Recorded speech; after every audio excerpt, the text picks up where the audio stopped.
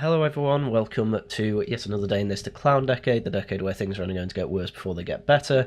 This is going to be a low energy video, because I am ill, on the absolute humiliation that Rachel Reeves and, of course, Keir Starmer are facing at the moment because their budget is expected to drop in a week and a half. And this sounds like it's going to be quite a taxing budget, and actually looks like quite a taxing budget, as Rachel Reeves looks incredibly gaunt in her seat in Parliament. I don't envy any person who has to be in one of the great offices of Parliament. However, this is the type of thing you should not be looking like in your third month in office. You should be quite excited to actually put forward your budget, and instead, as I say, completely gaunt, looks like she's losing the will to live. I mean, well, let's get into some of the rumours. Reeves' budget to be the biggest tax raiser in history. Chancellor may look to raise fuel duty and faces backlash from cabinet colleagues, and my god, we're going to get into that. Rachel Reeves is poised to launch the biggest budget tax raid in history. The Chancellor's maiden budget later this month will involve as much as £35 billion of tax rises, the most on record in cash terms, as she protects her commitment to ending austerity. I need to point this out. Austerity involves three separate things. One of them happens to be raising taxes, but nobody ever means austerity means raising taxes. When people say austerity, they mean budget cuts. And the third thing that needs to happen with austerity is to bring the deficit down. The problem with Labour is that while they're raising taxes, they're also not doing an awful lot to curb spending, if anything. In fact, they're probably going to raise it. Therefore, they can't call it austerity. And I also doubt it's going to bring the deficit down, but we'll have to wait and see. And attempts to ensure departments avoid real-term cuts in spending. Exactly what I mean. Austerity to a lot of people just means spending cuts. No, austerity has three separate criteria to define it. It comes amid growing speculation that proposals will include the first increase in fuel duty for 13 years, as well as a backlash from cabinet members seeking to stave off spending reductions. Those raising concerns include Angela Rayner, the Deputy Prime Minister. It was reported on Wednesday night. Ooh. As far as I'm aware, Angela Rayner is still very popular with the party. Why exactly? My only explanation is that she sounds northern. But if you're annoying Angela Rayner, you are definitely annoying the membership, and you are definitely annoying your core voters. So as I say, this is one of those budgets where everyone disliked that. Nobody is going to like this budget, and why do they have to put it through? Oh, because after Liz Truss, everyone now has to listen to the OBR like it's gospel. And given that they've basically got in through a wave of saying, oh, we'd never be like Liz Truss, of course they have to have the most ridiculous budget known to man. I mean, just bear in mind that our tax burden so far is just under the levels around World War II, where, of course, tax burdens were high because we were fighting a world war. And this is a graph when the Tories were still in power. Despite cuts they tried to make to taxes, we were still looking at having a tax burden that will have been above that of World War II. And given that this budget is going to be even higher than that, what are we paying for? At least you understand with World War II, you're fighting an existential threat to keep Britain, sovereign. What we're doing here, throwing money at the wall at the hopes that the NHS still continues to function. While there are other things that tax are spent on that you can go to court at least for complaining about. The Treasury is seeking to fill a gap in public finances, estimated at £40 billion. This 22 billion black hole has gone to 40 billion. And I saw somewhere that there was 100 billion, but I don't think that can't possibly be true. But I am open to being surprised. To cover measures including a string of workers' pay rises, costs relating to asylum seekers because they actually have to pay for more hotels because they've done nothing about smashing the gangs, and extra cash for the NHS. Whitehall sources suggested that virtually all the money, potentially more than 90% or over £35 billion, would come through increased taxation rather than spending cuts. The Chancellor will not raise capital gains tax on second homes or buy-to-lets, but it is expected to increase the tax on the sale of shares, the Times reported. The 20% rate levied from the sale of shares is likely to raise by several percentage points, the newspaper said. She is also expected to look at reliefs in the current system, and obviously she'll get rid of them. An insider said you can't solve a spending problem with spending cuts. Okay, Yeah, you can. Another source said, we face the problem of paying for the spending pressure that we have inherited of the £22 billion. Where's the other 18 come from then? Paying for the spending pressure on departments and paying for manifesto commitments. If you're trying to avoid implied spending cuts, you can't do that by making spending cuts. That leaves tax rises. So this is what happens when you have a converging interest between the OBR and Labour, literally never wanting to cut spending in any way. You end up having to have a tax burden that is pushing 40%, which is frankly a senseless way to run a country. It basically means that your average person is working 5 days a week, and it turns out that Thursday and Friday they're actually working for the government. And I thought it was bad when I was at school, when our economics teacher taught me that he ran the calculations and worked out that he was actually working the entirety of Friday for the government. Which, effectively, the tax burden has doubled since I was at school, which was, 12, 14 years ago, something like that, I was told this. This is not normal. A £35 billion plus tax raid would be the biggest ever recorded in any budget in cash terms.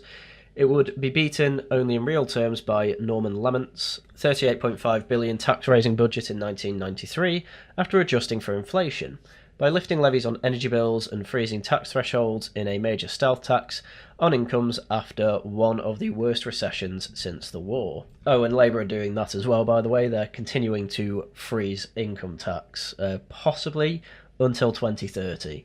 Effectively, after COVID, obviously we had 11% inflation, but if you freeze income tax, effectively what is happening is everyone's wages are going up due to inflation, but they end up having to pay more tax in real terms because while inflation has affected their wages, it's not affected where the bands are, and so you end up paying more tax. And that's on top of the fact that inflation itself is a stealth tax. But anyway, we need to put taxes higher, clearly. The Chancellor has so far announced only one benefit cut, ending universal winter fuel allowance for pensioners in a move expected to raise £1.4 billion. I mean, to be fair to that, it's being removed insofar as it is now means tested. It's a little different.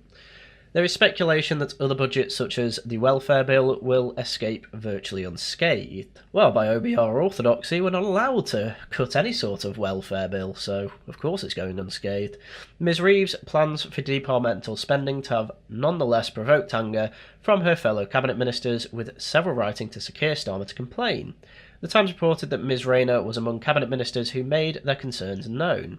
Because some departments, such as the NHS and Defence, have protected budgets with faster spending increases, it is believed there will be tough decisions in other areas such as local government, transport and the environment, as well as policing, prisons and the courts. Which will just open the door for people to try and claim that this is going to be austerity 2.0 yet again. As I say, austerity doesn't mean anything more than some departments are getting cut. And this is exactly what happened when the Tories came in, by the way. They made cuts pretty much everywhere to put spending year on year up for the NHS. And overall, spending was only cut in real terms in 1 year, which I think was 2013. The rest of the time it was practically flat, or it raised, obviously, and it massively raised over COVID. And, I mean, it's never really recovered. We are nowhere near being a decentralised free market economy. 40% of the GDP is going to taxes.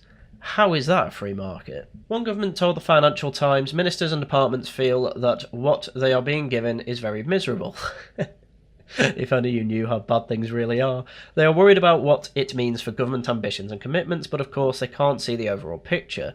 Quite how difficult the inheritance really is and the scale of the pressures on tax and borrowing, but it's very, very difficult for all of them. A source in one government department said, "We are still in the middle of negotiations. It's not surprising that it's going to be a challenging spending review. We are all trying to work together to make choices as less challenging as possible." Again, this whole election was effectively the Tories pointing at Labour saying they'll raise taxes, and then Labour pointing at the Tories saying they'll raise taxes.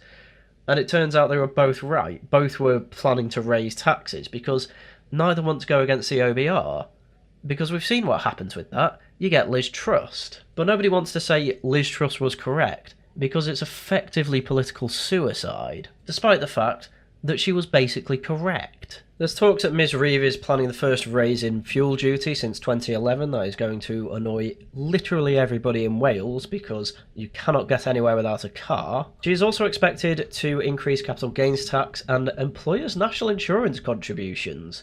Now, that is the most interesting one. So national insurance is split into two parts. One part, the much smaller part, is on your literal paycheck. It's effectively another form of income tax. And the other one, while it is still income tax, is paid directly to the government by your employer and is proportional, obviously, to your wage. Now, there's an interesting thing about this because here is what it says in the Labour manifesto. The Conservatives have raised the tax burden to a 70-year high. An awful lot of the manifesto is jabs at the Tory like this. And this is true.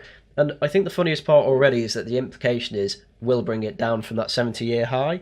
And obviously they're breaking that promise already. But further into it, we will ensure tax on working people are kept as low as possible. Labour will not increase tax on working people, which is why we will not increase national insurance, the basic, higher or additional rates of income tax or VAT. In other words, this is a direct Labour promise that national insurance and income tax and VAT will not rise. And here we are being told that actually in the budget, national insurance is going to rise. And they are doing their best to play a semantic game, because they're trying to claim that this is an employer insurance, when in reality is that because it's directly linked to working people's wages, this is an incentive for business owners, especially small and medium enterprises, to either hire less people, lower wages, or raise price on other things. In other words, this is a tax on working people because it only directly affects working people. So while Labour are trying to say, oh no, this is a tax on business, the other issue with that is that guess who's going to be most burdened by this? Oh, small and medium enterprises. Big companies, they can easily keep their promises to their workers because they're multinational, they have huge profit margins. Small and medium enterprises, they're working their way up. They need to make sure they're in the black as much as possible. Multinational corporations don't have that issue, so this is not the party for working people or small and medium businesses. No, this apparently is still the party of multinationals and complete and utter socialism. So thank you for proving all the critics wrong, Starmer and Reeves. And this actually came up on Question Time, and the BBC have had to edit Question Time because Fiona Bruce was spreading fake news. On the live iPlayer version of Question Time tonight, we said that in their 2024 general election manifesto, Labour didn't mention the phrase working people in relation to raising national insurance. We are happy to clarify that they did, and accordingly we have taken it out of the BBC One edition of the programme. I don't understand how, given that this sort of thing has been in the news all week, how did they get that wrong? How did Fiona Bruce get that wrong? She's usually quite good. But this isn't to try and claim that the BBC are some Labour-leading institution. That has just been proven over the years. This is, I think, is just genuinely a small mistake. But at least they owned up to it, and at least it didn't make it to the main broadcast. Anyway, in another article it is mentioned that Rachel Reeves plans to cut almost $2 billion from the foreign aid budget and has sparked a cabinet backlash the Telegraph can reveal. David Lammy, the foreign secretary, is among ministers demanding she announce more money for the aid budget and warning about damage the cuts will cause. What possible damage? I mean, I'm not being funny, but if we need to save money, how about we don't pay Mauritius to take our land? That would be a good start. The Chancellor is preparing to let spending on aid fall to 0.5% of gross national income after 2 years, when it has been boosted above that level by Jeremy Hunt, the former Chancellor. Aid organisations, including the UK arm of the charity run by David Miliband, has warned that Ms Reeves' plan will see the aid budget fall to a 17-year low and are lobbying ministers over the issue. And this is kind of being seen everywhere. Because earlier this month as well, apparently the cabinet ministers were angry because they were asked to draw up billions of pounds in cuts to capital projects, despite Rachel Reeves pledging to invest more to grow the economy. And again, this is money that they are saving to pay for asylum seekers and the NHS. I'm making a value-free analysis on that. And again, every article you see of this, you see the £40 billion worth of tax rises need to be made. So there was a £20 billion black hole left by the Tories, which it turns out was like 40% Labour's own fault. People are fed up with this already. The cabinet is already having a go at each other. First it was because Sue Gray was effectively Stasi-in-chief. Well, now she's gone. She's going into another role that she's already looking at retiring from.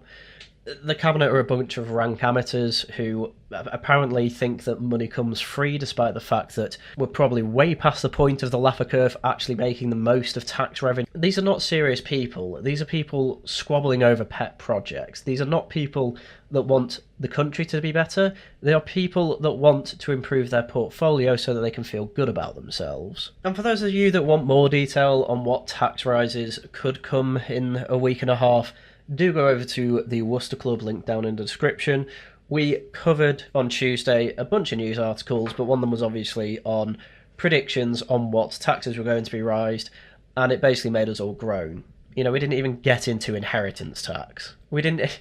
One plan they had for inheritance tax, I do actually need to go over this. So there's speculation that the Chancellor will rein in the generosity and scope of the business relief scheme, which grants 50% or 100% protection from inheritance tax depending on the type of asset gifted and the size of the stake.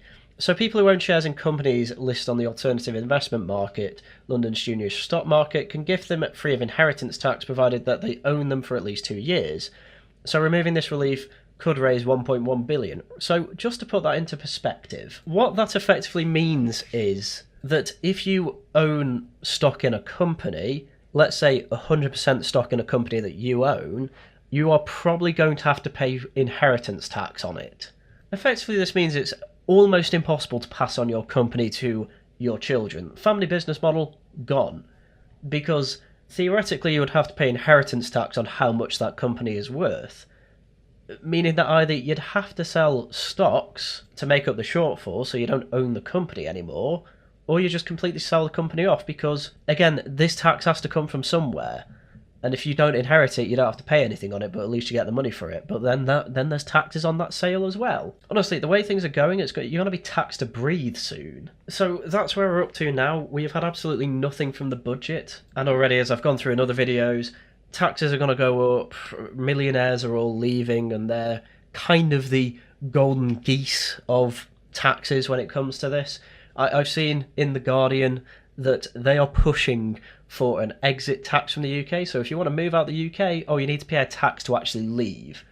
Which, at that point, why not just force them to stay? Because that's a bit too East Germany, isn't it? But now that they've come in, they've had to, as well, start breaking their own manifesto pledges. You shouldn't be doing that 3 months in. It's just been a total disaster. So to bring this back round to Rachel Reeves, I am completely unshocked that she looks like this. She has probably had meeting after meeting after meeting trying to find out exactly how she can keep the situation under control, not raise taxes to the point where it proves the Tories right, how she can not make any spending cuts so she can't be accused of austerity. And it turns out that, you have to listen to the OBR because of the hole you dug for yourself, blaming everything on Liz Truss. So you're in the middle of a rock and a hard place, you're probably not getting sleep, of course you look like this. Do I have sympathy? Yeah, a little bit. I don't think these people know what they're doing. However, on the other hand, I don't have much sympathy because this is a hole that they dug themselves. If you cannot see the problems of your own tactics more than 5 minutes in front of you, then you deserve this. Anyway, it's about time I rested my voice now. I am ill, as I say. So hopefully I'll get another video out over the weekend, but no promises there. I might be dead in bed for tomorrow. But I should be up and sprightly for the streams that we've got next week.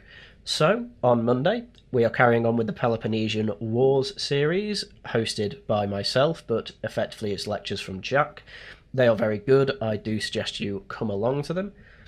Tuesday, it's Friday, I need to do the Tosh Talks topic poll. I'm probably going to try and rig the thing so that we talk about something I actually want to talk about, but we'll see where we get to with that. Hopefully I will finish off Dustborn next week, because we will be on the final part of that, but unfortunately my co-host left and I really want him to see how it ends. And then, of course, not sure what day it's going to be yet, but more likely Saturday, we will of course have a return to laughing at The Guardian. So that's everything I had for you for today. Please do subscribe. We are nearly at 10k. It would be amazing if I made it there by the end of the year.